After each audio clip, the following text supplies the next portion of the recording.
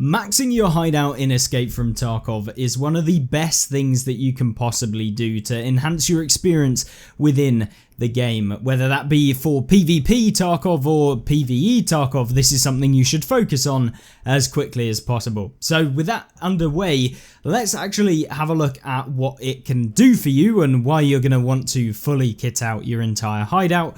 We are about a day and a half away from fully upgrading our hideout to the point where we have nothing left to get. We're just waiting for the Bitcoin farm to go up to level 3, at which point we can dump in a ton of graphics cards. But in terms of why I think the hideout is severely underrated and underestimated within the game, and why you should focus on it, is because of the fact that not only can you make a ton of money from it, so it can keep you looted, it can keep you with items that you're going to need, as well as also having the ability to use it to craft items that you require or can not get otherwise. So with that underway, you can see the Scav case. One of the key things, we've done a video particularly on which is the best one to run on Escape from Tarkov PvE, but the primary one that I would recommend running is the Intel folder or the 95,000 ruble one.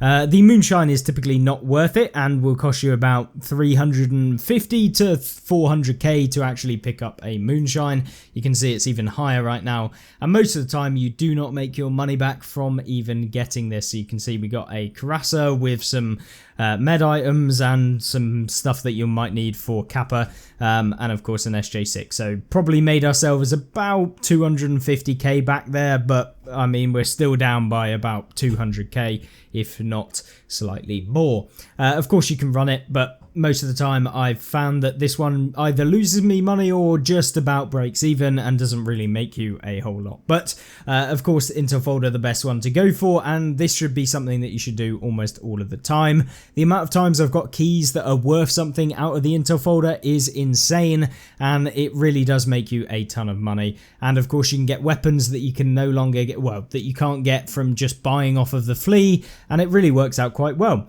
Of course that's just the Scav case, and a full in-depth guide into what we've received out of various different openings is done on a different video that you can find on the channel. But other than that, of course you have the water collector. This is a stable income money maker that you can see generates you canisters with purified water. And in order to actually do this, you need water filters, which cost in PvE about 30k at the minute, but the actual canisters themselves go for 300k. So you're making about 270,000 rubles every time one of these gets completed, and it takes me about 5 hours. Now for an unboosted hideout with the lowest crafting skill, I think is about 5.5 hours to actually fully complete, but because we got the bonuses from doing a ton of crafts in our hideout, you can see here the crafting skill level 10 gives us 7.5% reduced crafting time on every single station, which includes this one.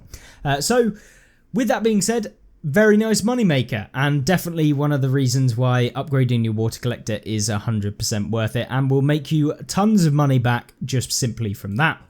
We've then got the booze collector, which can get you moonshine, and depending on the time of day and what the prices of these canisters are versus the price of the packs of sugar and then the price of the moonshine, it can be worth actually using both of these to upgrade to a moonshine. Now, of course, you only get one of them, but most of the time it is currently worth it, especially if you play PvE. So making sure that you've got those running at all times is something I would recommend, and you can see it also increases your crafting time since it acts as another craft. So this is something that will boost up your crafting skill.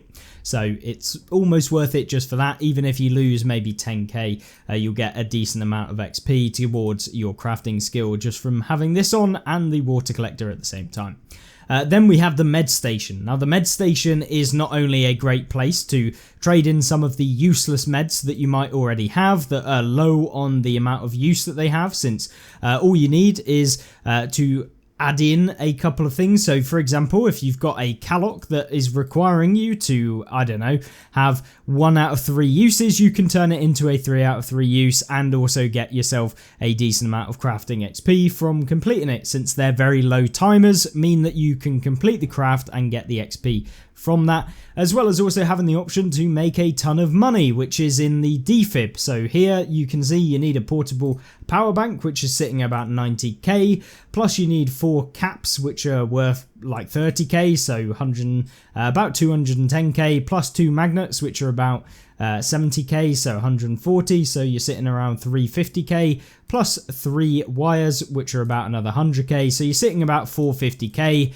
and then the actual defib sells for about 800k, so you can see you make about 400 to 350k off of making one of these. And of course it's a super passive one that you don't have to focus on at all and will be generating you income over time. So this has definitely made me millions of actual rubles in the game, and it's something I have on pretty much all of the time, switching between a defib and one of the other medical items to make me a bit of money as well. So I'd highly recommend upgrading your med station, and it will also give you additional bonuses such as your regen of your health goes up. So if you you don't have to repair yourself after a raid if it's the last raid of the night, this will definitely help you out in that department.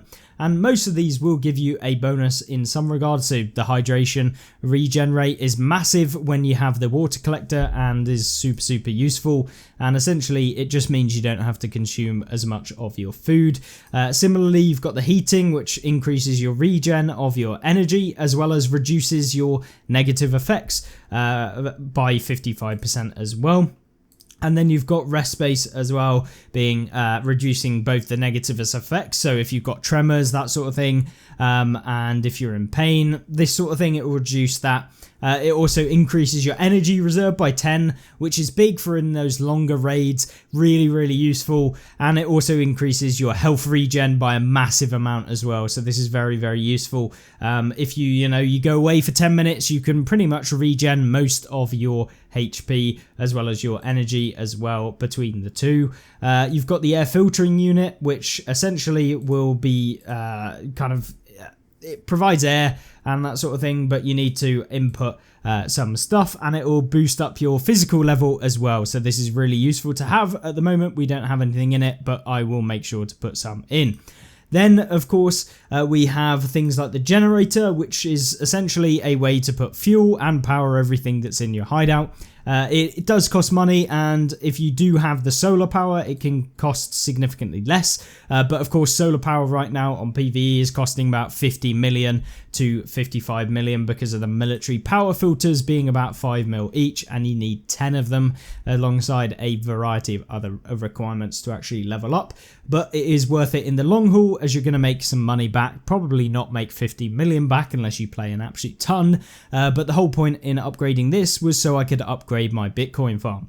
The Bitcoin farm, if you're playing PvE or PvP in the early wipe, is one of the biggest things to go for, because this will generate you money passively over the entire length of the game that you're going to be playing. And this is a great way to earn about 1 million to about 1.8 million per year, per day. And of course that depends on how many graphics cards you've got in. At the moment, I've got 25 graphics cards in here, costing about 1.6 million each, which when I bought them were costing about 800k, and we bought a ton of graphics cards to go in when this upgrades. You can get a maximum of 50 graphics cards in. As you can see, each upgrade will give you an additional amount of graphics cards that you can put in. The initial one is 10, then it goes to 25, then it goes to 50, and of course gets progressively less effective the more graphics cards you put in. At the beginning, the first graphics card is going to give you the best, then the second one will give you a even better, slightly less effective, then the third less effective, until you get into kind of law of diminishing returns. But if you do want to fully upgrade it and use it throughout the wipe, it is entirely worth it, and you can calculate it based on the fuel costs that you're going to be using, as well as the cost of the graphics cards and the money that you'll make back from upgrading your Bitcoin farm. But overall, from my experience, as long as you get it in early and at the beginning of a wipe, if you're playing PvP, you can earn a lot more money than it will actually cost you to both upgrade and also keep running. And so I always make sure to upgrade it as far as I can and put in as many graphics cards, buying them as early as possible. If you can get for them for about 400 to 600k in the early wipe, this is amazing. But of course, the longer the wipe goes on, the more expensive they're going to get because there's just more money flowing around and more people trying to upgrade their Bitcoin farm. But then we move on to the Intel Center. This is probably one of the biggest things that you can do and does require a little bit of work to actually get there. Now you have to upgrade your level in the game, so getting up to level 30 to unlock Mechanic level 2, and then of course to get to level 3 you need Mechanic Max Out, which is level 40 I believe to fully upgrade. But once you do get here, it is insanely good, and I've been able to make a ton of money. So the reason why this is so good is not only does it decrease your Scav cooldown timer, which is huge for being able to do more Scav raids and get yourself those labs access keycards and just get yourself to 6 Scav rep much faster and quicker. And so you play one PMC, then you can play a Scav, then you play a PMC, then a Scav, whatever you want to do. Primarily, you can do that much easier with the Scav cooldown timer reduction that this does provide you. The quest money also goes up, so you're earning even more rubles every single quest that you complete. Not the biggest bonus, since they don't offer you millions of rubles every single time, unless they're event tasks that come in during the kind of wipe itself that BSG will run, where they might give you 1 million rubles or something.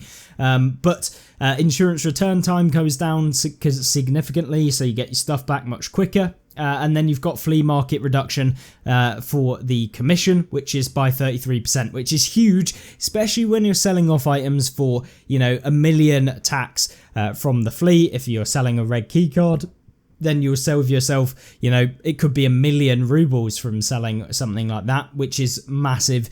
And so having this upgraded is a definite must. It does require you to go on labs in order to pick up the GPSA. The GPSA itself, pretty easy to actually get, especially on PvE. If you want to find out a guide on how to pick it up, we've done a video specifically on that, on the hideout items that are required from labs, so you can check that one out. I'll leave a link in the description down below.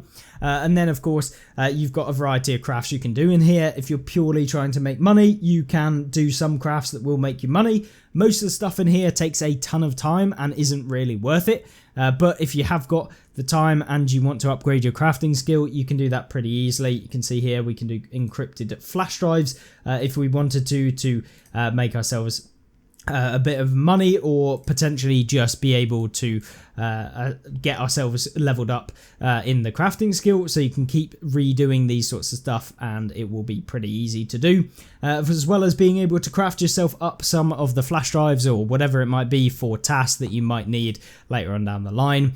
Then you've got the Workbench. This is amazing for getting items that you need for some of the tasks done, and it also opens up the possibility of crafting higher tier ammunition that you can't just buy off of the flea, or if you can, it saves you a ton of money in actually creating some of these sorts of stuff. You can get yourself hand grenades and a variety of different items that you might need to make your life easier when you're going through the game. And often I have been just doing the wires, as they make me about 150k every single time that we complete one of these. So just doing this repeatedly is good, although it will sacrifice the XP that you do get for doing the crafting skill, as doing repeat things in a row in the hideout doesn't give you the most XP. It will give you 1 point of XP for completing the craft, but it won't give you the additional XP, that 1 XP that you get from doing a different piece of craft. So if I was to do wires, then grenade, then wires, then grenade, I'd get more XP. But if I just do wires, I would get less XP. That's kind of how it works. As well as the fact that when you do upgrade your workbench, you'll also get bonuses such as the ability to reduce your weapon repair costs, and also be able to actually repair your weapons using repair kits, and get yourself a full customization of your weapons as well. So super handy. Then we have the vents and stuff like this. This doesn't give you any bonuses, but it does allow you to make some of the additional kind of generators, that sort of stuff. Stash level, obviously nothing major here, but you want to actually upgrade your stash as much as possible. So if you haven't got EOD or the True Believer edition, the Unheard edition, then you are probably going to want to upgrade this as fast as possible so that you aren't just spamming your way through a ton of stuff and having to sell everything all of the time. And then of course you've got yourself the Lavatory. This is a great place to complete a lot of the tasks, including Ragband's tasks, which do require a lot of fabrics and that sort of stuff. It can also make you a decent chunk of money. You can get yourself magazine cases, and you can also do a wide variety of other things, such as getting yourself rigs or making yourself a Scav junk box, and potentially saving yourself a lot of money by doing some of these. And of course level up your crafting skill once more, because the gas mask to the gas filter only takes 1 minute and 51 seconds and will count as a craft, which is why I constantly have this running as a additional way to make a bit of money. And then the beanies, since you can actually make quite a bit of money off of these, as well as actually get yourself done in about 40 minutes. So altering between the gas mask and the beanies is something I do, and then when I log off at the end of the day, I will put on the magazine case to make sure that I'm just crafting something overnight and get me a bit of money as well. So that's kind of why I feel like the hideout is super good. But there's also a few other bonuses, such as the library, which boosts up your skill level much quicker, and so you'll find that practical skills, so things that you're doing in raid, will level up 33% better, as well as additional raid XP by 16%. So this alone is worth getting your hideout leveled up just to get the library, and of course making sure to get yourself the air filtering unit, as this does give a massive bonus as well. So do that as fast as possible that you can do, and it will give you the biggest bonus that you can.